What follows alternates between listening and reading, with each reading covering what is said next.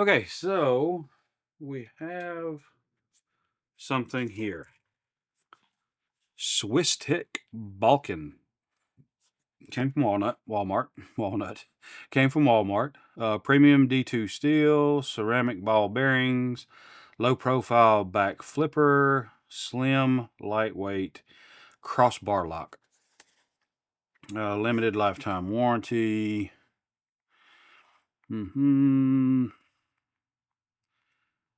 Spin locking D-shaped pivot pins. G10 handles. Deep carry reversible. Knife weight 1.9 ounces, 55 grams, 6.5 inches, 167.5 millimeters. Blade is 2.75 or 70 millimeters, and the thickness is 0.39 inch or 10 millimeters. So let's take a look at this right here.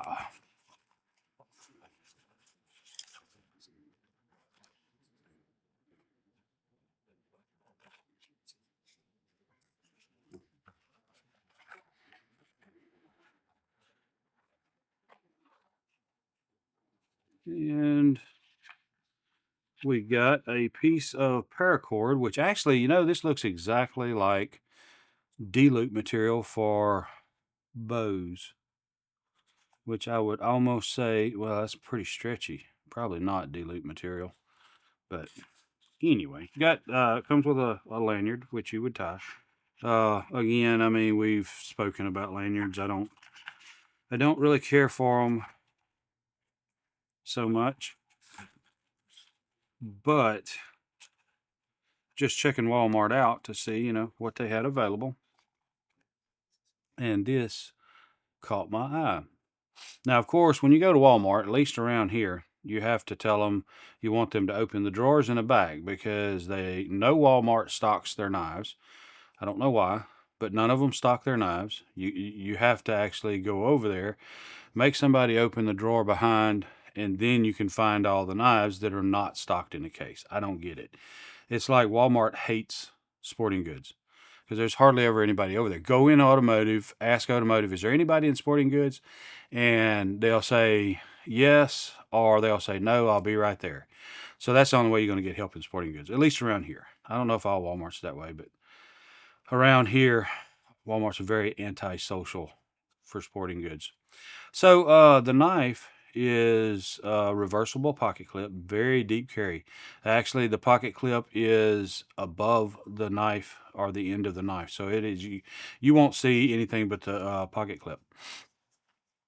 And G10 grips, they are textured and a nice grip. There's no gimping. You have a place for your finger here, and you have a large open area here, which I wouldn't use because you have no thumb control up here, and so I would use this knife back like this right here. Now it is a small knife. This knife right here, just to give you an idea, I think everybody's got an Ozark Trails.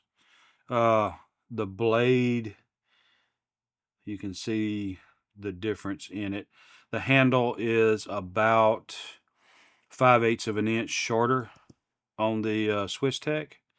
And of course, the blade's 2 3/4, and I think the blade on this is like 3.5. So there's that. And so there's ceramic ball bearings in here. And oh yeah, absolutely. There's no thumb stud, so you can't catch it with your thumb. And again, this is a D2 steel Balkan.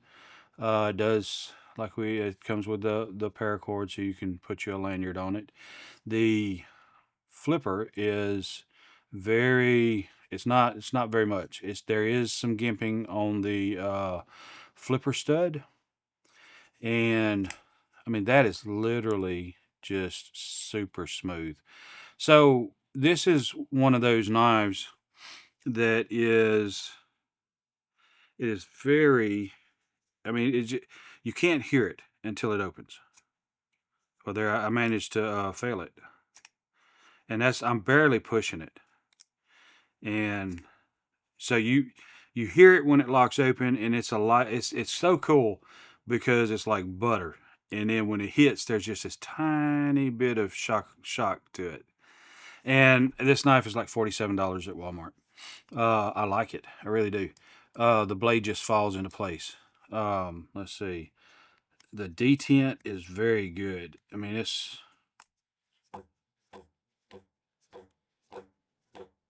there. I have to whack the heck out of it to get it to come open. So you can tell, yeah, that it's got really good detent to it. And this crossbar lock is done right. The blade, there's no movement. 0 side to side and 0 up and down. Blade is locked into place. But this crossbar lock, I mean, there's absolutely no contact on it.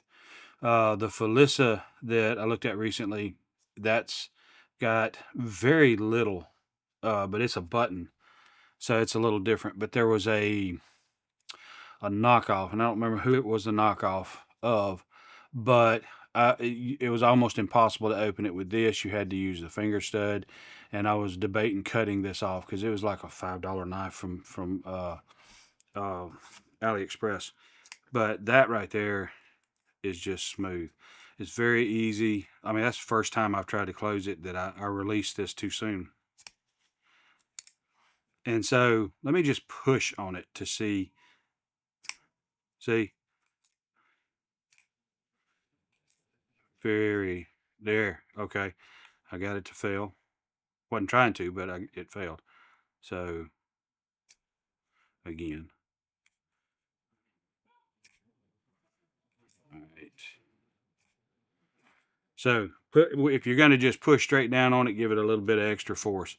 And if you're actually just flipping it open normal, yeah, see, I think that's the second time I failed it. And I think that's probably about as light as I can pull down on it, and it opened all the way. But it literally, it glides open. I mean, I can't express that enough. So that's definitely got to have ceramic ball bearings in it. So I like it. That's very nice.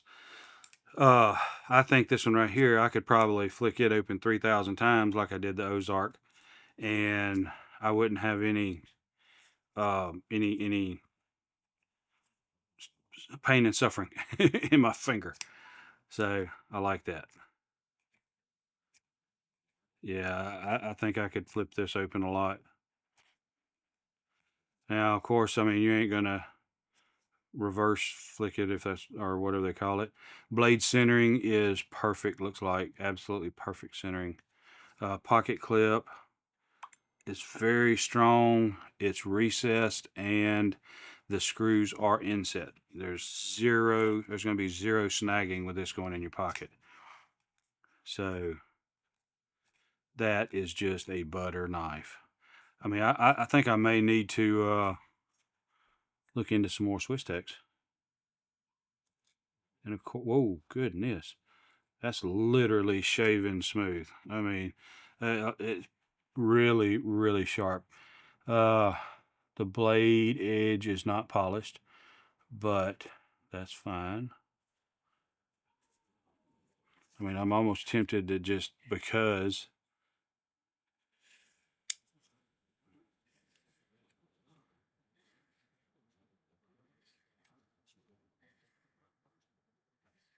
I mean, that's super, super sharp. Don't need to do that anyway. I could literally take and shave my beard off with that right now. So that's nice. I like that knife. Got a lot more to come. We'll take a look at those and see how it is. And we'll go from there. So let's see what else we got. Your time is very important to me, and I thank you for spending it here with me. Thanks, and God bless.